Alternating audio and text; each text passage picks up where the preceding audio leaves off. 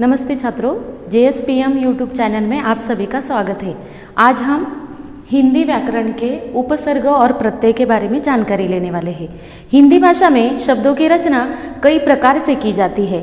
इन्हीं में से एक विधि जो है, उस विधि में मूल शब्द के प्रारंभ में और मूल शब्द के अंत में कुछ शब्दांश जोड़कर नए अर्थ वाले शब्द बनाए जाते हैं और इसी का अध्ययन आज हम उपसर्ग और प्रत्यय इस व्याकरण के पाठ में करने वाले हैं। तो चलिए देखते हैं उपसर्ग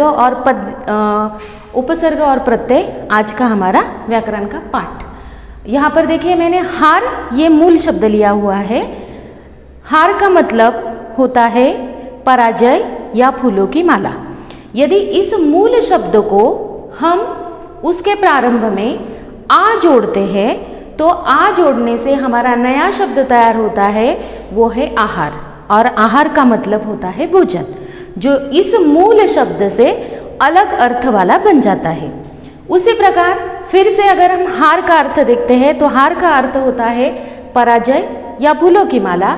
उसके आगे अगर हम प्र जोड़ते हैं तो प्र जोड़ने से हमें नया शब्द मिलता है जो होता है प्रहार। और इस नए शब्द का अर्थ हिंदी में होता है चोट, जो इस मूल शब्द से बिल्कुल भिन्न है। उसी प्रकार फिर से अगर हम हार शब्द लेते हैं तो इस हार के शब्द के आगे अगर हम वी ये पद्यांश लगा देते हैं तो बनने वाला नया शब्द होता है विहार।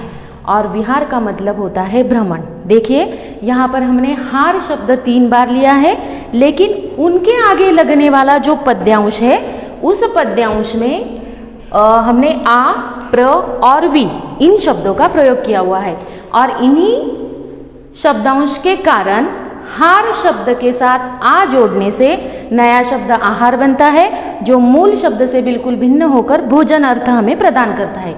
इसके साथ साथ हार के साथ अगर हम प्र ये शब्दांश जोड़ते हैं तो उससे नया प्रहार शब्द बनता है और उसका अर्थ इस मूल शब्द से भिन्न होकर चोट बन जाता है। और चोट ये अर्थ जो है वो प्र शब्दांश जोड़ने के कारण हमें मिलता है। इसके साथ साथ अगला शब्द हमारा जो है हार, इस मूल शब्द के साथ अगर हम वी लगा देते हैं तो हमारा नया शब्द बन जाता है विहार। और विहार का मतलब होता है भ्रमण। तो यहाँ पर हमने 3 एक ही शब्द लिए हुए हैं, हिंदी के मूल शब्द लिए हुए हैं, और उनके आगे लगाए हुए जो शब्दांश है वो अलग होने के कारण हमें क्रमशः भोजन, चोट और भ्रमण ये शब्द मिले हुए हैं। तो चलिए अब देखते हैं इस उपसर्ग की परिभाषा। उपसर्ग की परिभाषा, जो शब्दांश मूल शब्द के पहले जुड़कर, जैसे यहाँ पर हमने जोड़ा है, यहाँ पर हमने हा शब्द लिया हुआ है और उसके पहले हमने आ, प्र और वी ये शब्दांश जोड़ा है। शब्द के पहले जुड़कर शब्द के अर्थ में परिवर्तन कर देते हैं। जैसे यहाँ पर हुआ है, हार के आगे आ जोड़ने से भोजन बना है, हार के आगे प्र जोड़ने से चोट बना है और हार शब्द के आगे वी शब्दांश जोड़ने से भ्रमण बना है। इसीलिए ऐसे बने शब्दों को हम क्या कहते हैं? उपसर्ग कहते हैं। तो भोजन, चोट और भ्रमण ये शब्द हमें आ, प्र और वी ये शब्दांश लगने के कारण बने हुए उपसर्ग युक्त शब्द मिले हैं, जो मूल शब्द के अर्थ से बिल्कुल क्या है? भिन्न है। यहाँ पर इसी प्रकार से हम और उदाहरण देखेंगे।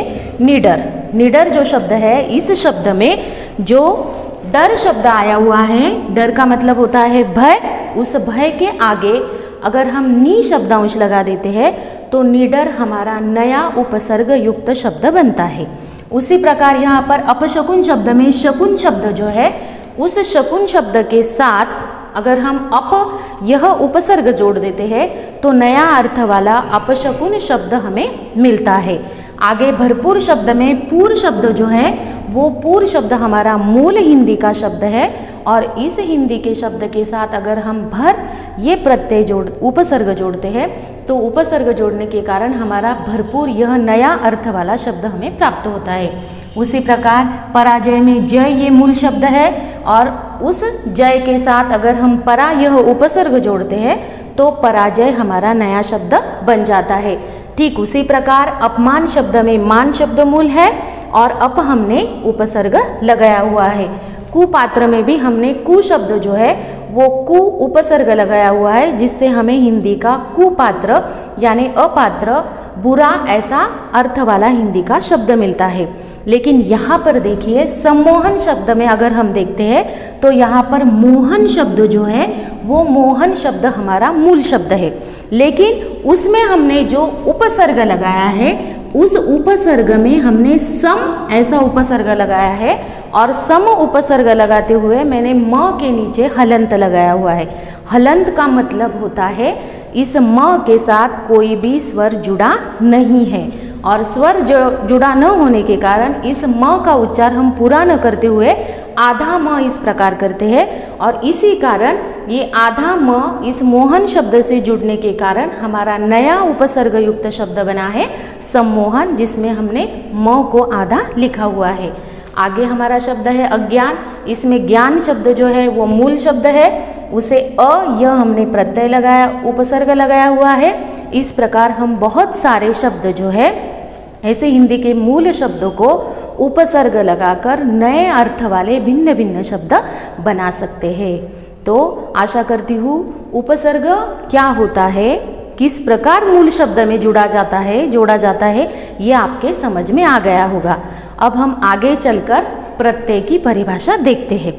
ठीक जिस प्रकार हमने देखा कि मूल शब्द के आगे अगर हम कोई शब्दांश लगाते हैं तो उसका मतलब होता है वो उपसर्ग युक्त बना हुआ शब्द।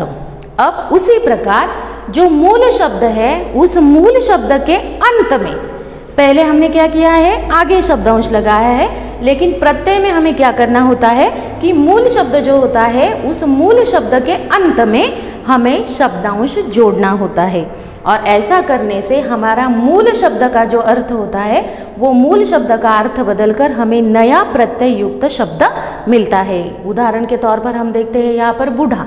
बूढ़ा ये जो शब्द है वो मूल शब्द है, उस शब्द के अंत में हमने पा ये शब्द जो है शब्दांश जो है वो लगा दिया है, जिसके कारण हमें नया बूढ़ापा ये हिंदी वाला शब्द प्राप्त हुआ है। उसी प्रकार मनुष्य ये हिंदी का मूल शब्द है, उस शब्द के अंत में अगर हम ता ये प्रत्यय लगा देते हैं तो मनुष्यता ये नया शब्द हमें हिंदी में प्राप्त होता है। ईमानदार, ईमान इस शब्द को अगर हम दार ये प्रत्यय लगाते हैं तो हिंदी में हमें ईमानदार ये नया शब्द प्राप्त होता है। यहाँ पर आपको खास तौर पर एक बात का ध्यान रखना है कि उपसर्ग जो होते हैं उस उपसर्ग में मूल शब्द के पहले प्रत्यय को शब्दांश को लगाया जाता है, लेकिन प्रत्यय जो होता है उस प्रत्यय में मूल शब्द आगे होता है और लगने वाला जो शब्दांश है वो उसके बाद आता है। यही दोनों में फर्क है, इस फर्क को हमें ठीक तौर पर याद रखना है। तो चलिए अब देखते हैं प्रत्यय की परिभाषा। प्रत्यय की परिभाषा ठीक उपसर्ग की परिभाषा जैसी है, लेकिन सिर्फ उसमें अंतर इतना है कि यहाँ पर शब्द आगे लगता है तो यहाँ पर शब्दांश जो है वो बाद में लगता है। इसलिए प्रत्यय की परिभाषा होती है जो शब्दांश मूल शब्द के अंत में, जैसे यहाँ पर हुआ है ये मूल शब्द है और इसके अंत में ये शब्दांश जुड़ा हुआ है, तो जो शब्दांश मूल शब्द के अंत में जुड़कर शब्द के अर्थ मूल परिवर्तन कर देते हैं उन्हें प्रत्यय कहते हैं। यहाँ पर देखिए ऐसे ही कुछ शब्द हमने लिए हैं। यहाँ पर शब्द लिया हुआ है अकेलापन। इस शब्द में अकेलापन, इस शब्द में अकेला ये जो शब्द है ये मूल शब्द है और पन जो है वो पन उसमें प्रत्यय जुड़ा हुआ है, और वो जोड़ने के कारण हमने क्या किया है, अकेलापन ये हमें प्रत्यय युक्त शब्द प्राप्त हुआ है। यहाँ पर देखते हैं निडर शब्द में डर शब्द मूल है, उसके आगे हमने उपसर्ग लगाया हुआ है, तो इसके बजाय अकेला इस मूल शब्द में हमने अंत में प्रत्यय लगाया हुआ है, इसलिए ये शब्द प्रत्यय युक्त शब्द कहलाते हैं। उसी प्रकार दुकान ये मूल शब्द है और इस दुकान मूल शब्द को अगर हम दार यह प्रत्यय लगाते हैं तो हमारा दुकानदार ये नया शब्द हमें प्राप्त होता है, मिलता है। उसी प्रकार जादूगर शब्द में जादू शब्द जो है वो जादू शब्द जो है वो हमारा मूल शब्द है, जो हिंदी में मूल शब्द के रूप में इस्तेमाल किया जाता है। उसके अंत में अगर हम गर यह प्रत्यय लगाते हैं तो हमें हिंदी का जादूगर यह नया शब्द मिलता है। आगे का शब्द देखिए हवादार। इस शब्द में मूल शब्द कौन सा आएगा? चलो प्रयास कीजिए, बताइए। हवादार, बिल्कुल सही।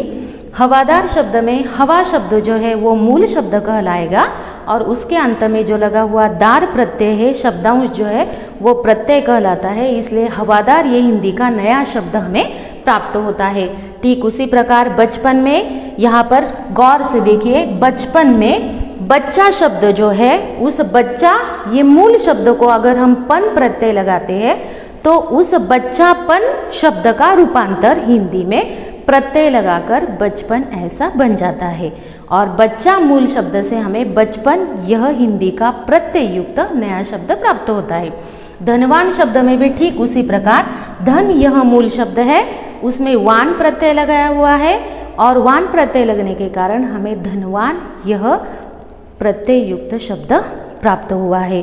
तो आज हमने इस पाठ में उपसर्ग और प्रत्यय में देखा कि हिंदी में जो शब्द मूल होते हैं उन मूल शब्दों के पहले जो लगाया जाता है शब्दांश उसे उपसर्ग कहा जाता है। परिभाषा में भी हमने देखा है कि जो शब्दांश मूल शब्द के पहले जुड़कर शब्द के अर्थ में परिवर्तन कर देते हैं उन्हें उपसर्ग कहते हैं, जैसे यहाँ पर हमने देखा है।